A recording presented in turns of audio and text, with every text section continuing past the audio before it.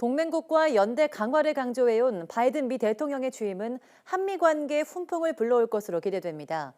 새 행정부의 대북 정책이 어떻게 정해지느냐가 관건인 가운데 중국 견제는 새로운 차원에서 계속될 것으로 보여서 우리 정부에 부담이 될 것으로 보입니다.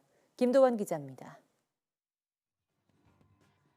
바이든 행정부 출범은 한미 관계에도 큰 전환점이 될 것으로 보입니다.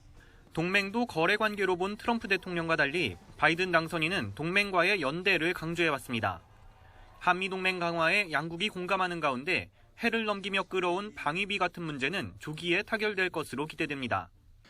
바이든 행정부하고 우리 한국 정부는 여러모로 이 가치 지향이나 정책 기조에서 유사한 점들이 있고 또 이른바 이제 코드가 같다고 느껴지는 부분들이 있기 때문에 외교부는 바이든 정부 출범을 맞아 장관 주재로 회의를 열고 한미 관계 발전 방향을 논의했습니다. 과거 민주당 행정부는 우리 정부와 한반도 평화를 위해 긴밀히 공조하고 협력해온 경험이 있는 만큼 바이든 행정부 출범 후 짧은 시간 내에 한미 간 호흡을 맞출 수 있을 것으로 기대합니다. 북미 비핵화 협상의 운명은 바이든 정부의 선택이 중요합니다. 새 정부 외교안보 라인 인사 대부분이 북핵 문제를 잘 알고 있다는 점은 긍정적입니다.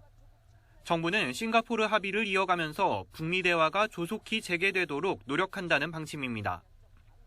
미중 갈등은 바이든 정부에서도 계속될 것으로 보입니다. 특히 민주주의 국가들의 연대로 중국에 맞선다는 구상은 동맹국인 우리에게 동참을 요구하는 더 큰 압박이 될 수 있습니다. 동맹을 중시한다는 게 동맹국 개별 국가가 원하는 대로 해주겠다는 게 아니라 이 대중국 연합전선을 구축하는 데 있어서 1차적으로 동맹국들의 역할을 기대하는 거죠.